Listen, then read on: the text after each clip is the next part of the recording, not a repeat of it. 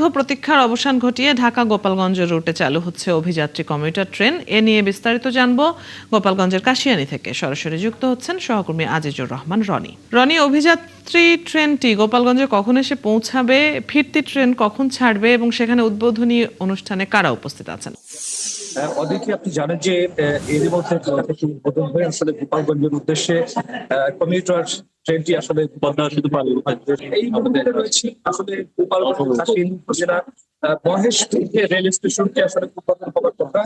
আমি ঠিক এই মুহূর্তে সেখানে রয়েছি। আপনি নিশ্চয়ই আমার পিছনে দেখতে পাচ্ছেন যে একটি রেল উদ্বোধন অনুষ্ঠান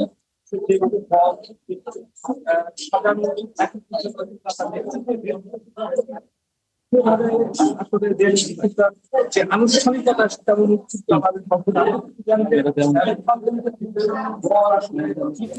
রনি, আপনার কথা স্পষ্ট হচ্ছে না। আমরা নিশ্চয়ই পরবর্তী সংবাদগুলোতে জানবো এ নিয়ে খবর। দর্শক, অভিযাত্রী কমিউটার ট্রেনের খবর জানছিলাম সহকর্মী আজিজুর রহমান রনির কাছ থেকে।